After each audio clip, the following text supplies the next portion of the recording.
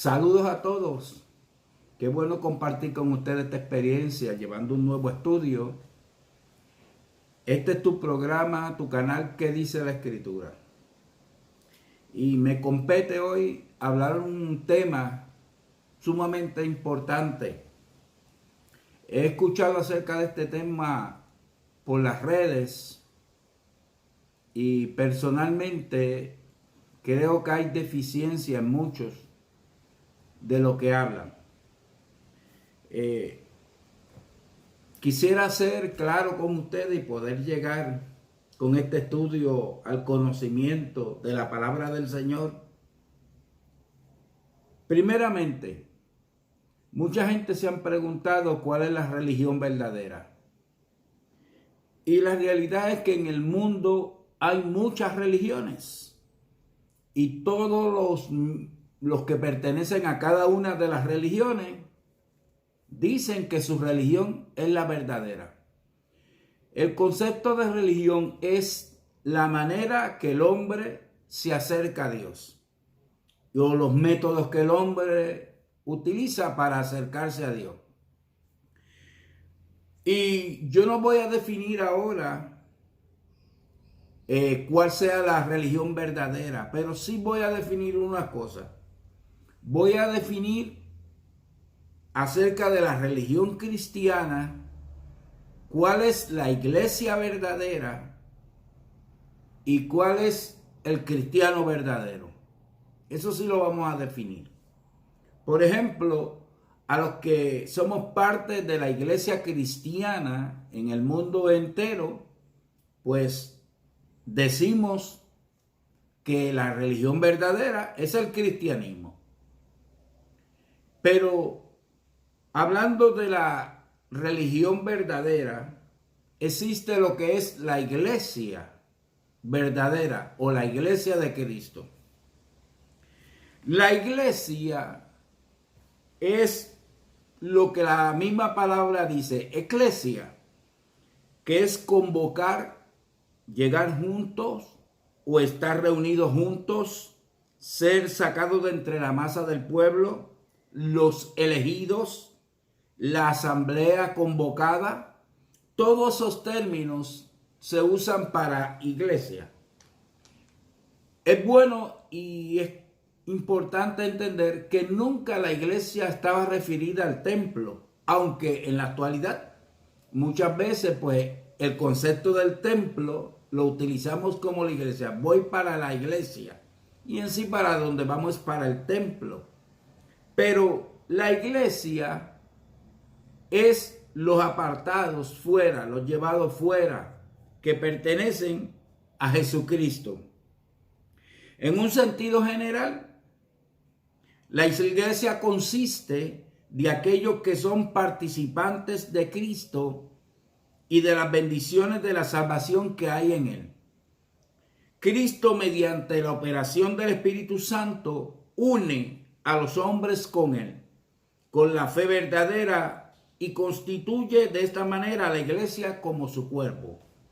En un sentido amplio, la palabra sirve para denotar el cuerpo entero a través de todo el mundo y de aquellos que hacen profesión de fe y se organizan con el propósito de adoración. La iglesia no es un grupo en particular. La iglesia está en todo el mundo. Y todo el que llena los requisitos de iglesia, esa es la iglesia. Está en todo el mundo porque la salvación que Jesucristo vino a ofrecer fue una salvación a todo el que creyere. Y Él vino a buscar y a salvar todo lo que se había perdido. Y ese todo nos incluye a todos. Todos estábamos perdidos. Ahora, es bien importante ver algunos puntos. Usted puede ser parte de un grupo llamado iglesia y no ser iglesia. Usted puede ser parte de la iglesia que se reúne y no ser cristiano. Porque hay unas características que determinan quién es iglesia y quién es de Cristo, quién es cristiano. Un cristiano se supone que es un seguidor de Cristo, pero no todo el mundo es cristiano y no todo el mundo es iglesia, aunque la iglesia está en todo el mundo y los cristianos están en todo el mundo. Lo que la Biblia establece y claramente está revelado en el Nuevo Testamento es que todos los seres humanos están en pecado. Y a eso es lo que le llaman el pecado original, el pecado de nacimiento, el pecado heredado por Adán. En un hombre que pecó, todos pecaron. Y en Romanos 3, 23, 24 dice, por cuanto todos pecaron y están destituidos de la gloria de Dios. Todos los seres humanos han pecado, no excluye a ninguno, no hay ningún humano, con excepción de Jesucristo cuando vino a la tierra, que no tuviera pecado. Todos los seres humanos han pecado, han violado la ley de Dios y todos están bajo pecado. Y por causa del pecado, porque la paga del pecado es muerte, están destituidos de la gloria de Dios. Es decir, que no tienen relación con Dios. Esa es la realidad. No obstante, ese mismo texto dice, siendo justificados gratuitamente por su gracia, mediante la redención que es en Cristo Jesús. Dios, en vista de que el hombre estaba alejado de él, por su inmenso amor, como dice Juan 3:16, amó Dios tanto al mundo que envió a su Hijo unigénito para que todo aquel que en él cree no se pierda, mas tenga vida eterna. El medio de salvación que Dios proveyó para salvar a una raza caída en pecado fue la persona de Jesucristo muriendo por el pecador. Y este texto dice siendo justificados, declarados justos o declarados libres gratuitamente. La salvación fue un regalo de Dios, fue gratuito. Si pagas un céntimo, ya dejó de ser gratuito. Así que no se pagó ningún dinero por la salvación, porque la salvación es un regalo de Dios a través de Jesucristo. Dice que gratuitamente por su gracia, favor inmerecido. El hombre no se merecía la salvación, pero Dios se la proveyó en Cristo. Y dice que mediante la redención que es en Cristo Jesús, es decir, la redención es libertad de la esclavitud, libertad a uno del pecado, y esa redención fue por medio de Jesucristo. Ese es el primer punto importante que vamos a ver. Pablo en 1 Corintios 15, 3 y 4 dice, porque primeramente os he enseñado que asimismo lo que recibí, que Cristo murió por nuestros pecados conforme a las Escrituras, y que fue sepultado y que resucitó al tercer día conforme a las Escrituras. Pablo dice que Cristo murió por nuestros pecados. La razón de la muerte de Jesucristo es morir por el pecador para, a través de un don gratuito, por pura gracia, darle la salvación al ser humano. En Romanos 4, 25 y 24 dice, sino también con respecto a nosotros, a quienes ha de ser contada, esto es, a los que creemos en el que levantó de los muertos a Jesús, Señor nuestro, el cual fue entregado por nuestras transgresiones y resucitado para nuestra justificación. Una vez más dice que la entrega de Jesús, muriendo en la cruz, siendo sepultado, resucitar al tercer día, fue por nuestras transgresiones, y con la resurrección comprueba que fuimos justificados a través de su muerte. También tenemos que ver que el primer paso para una persona integrarse y ser cristiano e iglesia. Eso fue lo que Jesús dijo. Edificaré mi iglesia. Jesús fue el que dijo que iba a edificar una iglesia que era su iglesia. Sin olvidarnos que el fundamento de la iglesia es Jesucristo y que nadie puede poner otro fundamento. Y eso se encuentra claramente registrado en la Biblia en 1 Corintios capítulo 3. El fundamento de la iglesia es Jesucristo, es la base. No solamente es el fundamento, es la piedra angular, como una estructura triangular, la parte de arriba, esa piedra viene siendo Jesucristo. Y Jesucristo es la cabeza de la iglesia.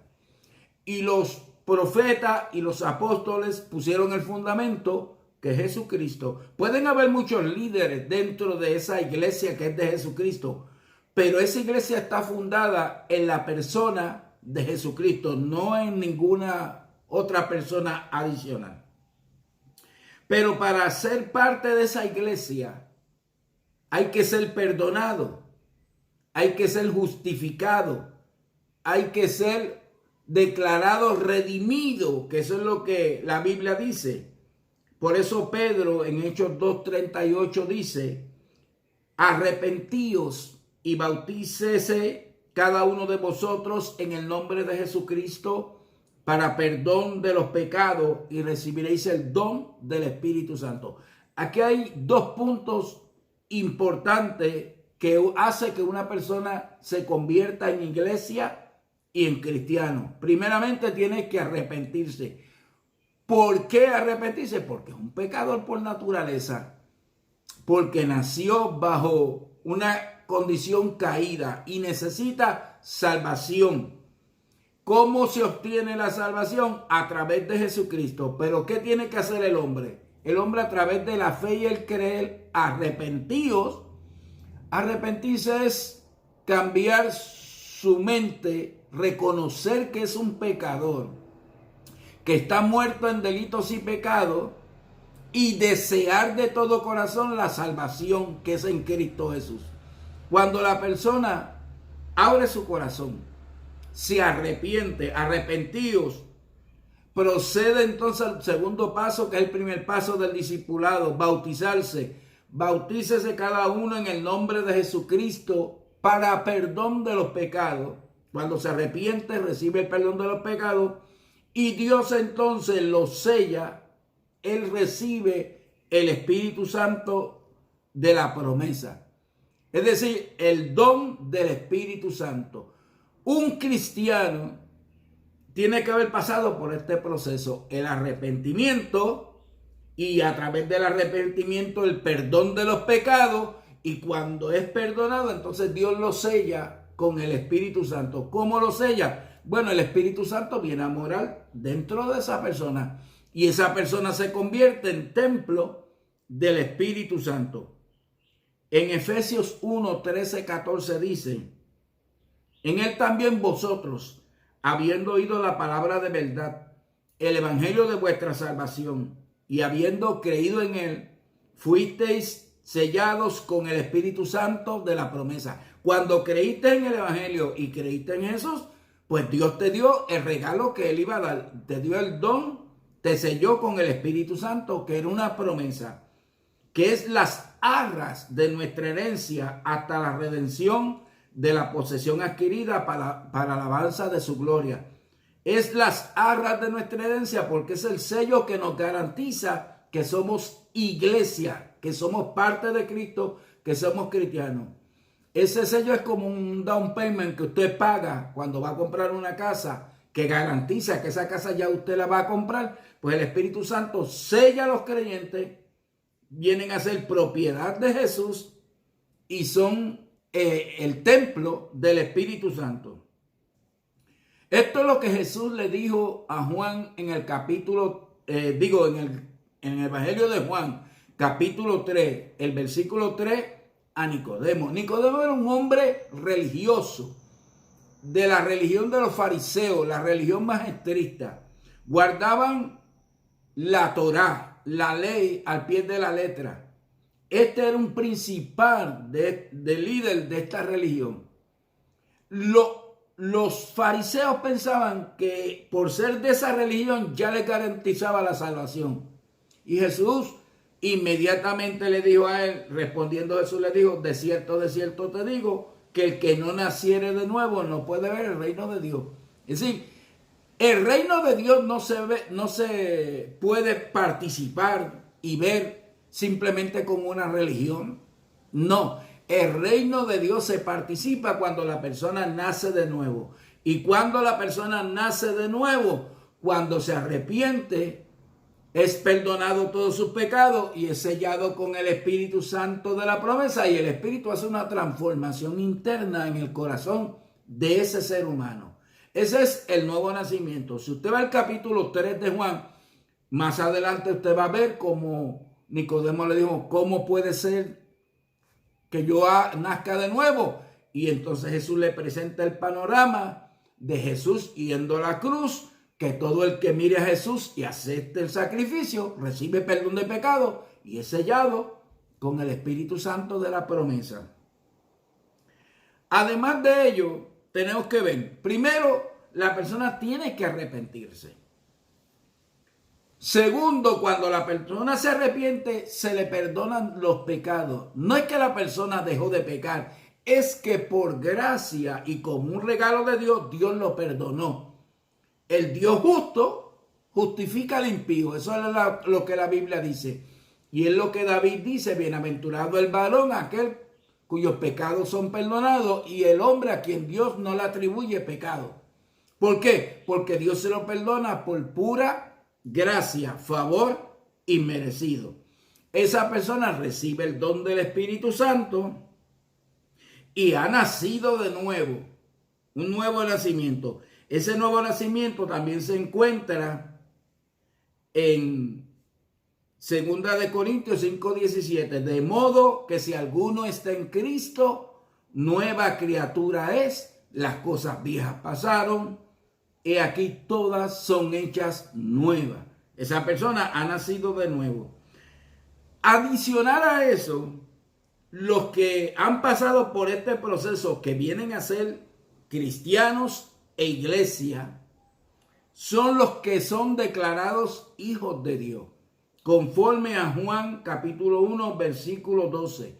Mas a los que le recibieron, a los que creen en su nombre, le dio potestad de ser llamados hijos de Dios, los cuales no fueron engendrados por carne ni sangre ni por varón, sino por Dios. Dios los engendra a través del nuevo nacimiento. Y cuando son engendrados, que son sellados con el Espíritu Santo, que nacen de nuevo, vienen a ser hijos de Dios. Posiblemente tú dices, no, todos somos hijos de Dios. No, todos somos creación de Dios. Pero en el Nuevo Testamento la revelación es que para ser hijo de Dios, ser cristiano y ser iglesia, tienes que nacer de nuevo y tienes que ser adoptado como hijo de Dios. ¿Y quiénes son los que Dios adopta? A los que reciben el sacrificio de Cristo como mérito de salvación para ellos. Una de las cosas que debemos entender es que si una persona no recibe el Espíritu Santo y no viene a ser hijo de Dios y no tiene el Espíritu Santo, no es de Cristo. Eso lo dice claramente Romanos 8:9. Dice, mas vosotros no vivís según la carne, sino según el Espíritu. Si es que el Espíritu de Cristo mora en vosotros. Y si alguno no tiene el Espíritu de Cristo, no es de él. Nadie que no haya nacido de nuevo y que haya sido adoptado como hijo, no es de Dios, no es de Dios. En Romanos 8, 15, 16, pues no habéis recibido el espíritu de esclavitud para estar otra vez en temor, sino que habéis recibido el espíritu de adopción por el cual clamamos, Abba, Padre. El Espíritu mismo da testimonio a nuestro espíritu de que somos hijos de Dios. Todos los que han vivido esta experiencia se constituyen en hijos de Dios. Al ser sellados con el Espíritu Santo y ser hijos de Dios, entonces son iglesia. Esa es iglesia. No es cualquiera que va a un templo a reunirse con los santos. es el que ha pasado por estos procesos. Y esto es lo que dice también Primera de Corintios, que venimos a ser templo del Espíritu Santo. ¿No sabéis que soy templo de Dios y que el Espíritu de Dios mora en vosotros? El cuerpo de Cristo es la iglesia. ¿Quién es la iglesia? Los que se han arrepentido de todo corazón y han aceptado el sacrificio de salvación que es en Cristo Jesús. Los que han sido sellados con el Espíritu Santo y son templo del Espíritu Santo. Los que han nacido de nuevo y ahora tienen una nueva naturaleza. Los que han sido adoptados como hijos de Dios y tienen el Espíritu de Dios morando en sus vidas. Los que pertenecen al cuerpo de Cristo, y el cuerpo de Cristo es la iglesia. Estos son la iglesia. En Efesios 2:21 dice, mire cómo dice, en quien todo el edificio bien coordinado va creciendo para ser un templo santo en el Señor, en quien vosotros también sois justamente edificados para morada de Dios en el Espíritu. Bueno, muchos piensan, yo estoy en tal iglesia. No, tú estás en una denominación y tú vas a un templo y posiblemente donde tú te reúnes hay muchos que son iglesias. Pero si tú no has pasado por este proceso, tú no eres iglesia. Posiblemente tú crees en el cristianismo. Te reúnes en un templo, cantas, alabas, escuchas la palabra, pero no has tenido esta experiencia. Si no has tenido esta experiencia, tú no eres cristiano.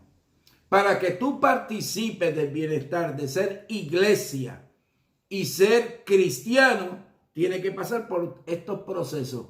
Solamente los que pasan ese proceso son el cuerpo de Cristo. ¿Dónde están reunidos? En todo el mundo.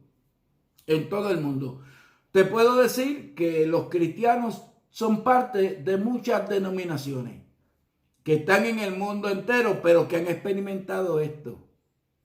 Y esos pueden estar en las iglesias evangélicas, pueden estar en iglesias católicas, pueden estar en diferentes iglesias.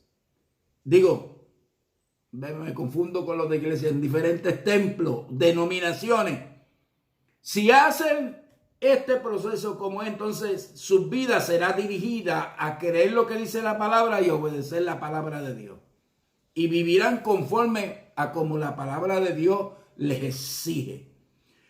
Si no has vivido esta experiencia y eres un religioso más que vas a una denominación, haces todos los rituales, pero tienes un estilo de vida alejado de Dios, nunca te ha interesado arrepentirte, aceptar que eres un pecador y que necesitas al Salvador que es Jesucristo y dar el paso de fe y ser sellado con el Espíritu Santo y ser adoptado y ser renacido y ser integrado a la iglesia y ser cristiano, lamentablemente no eres iglesia.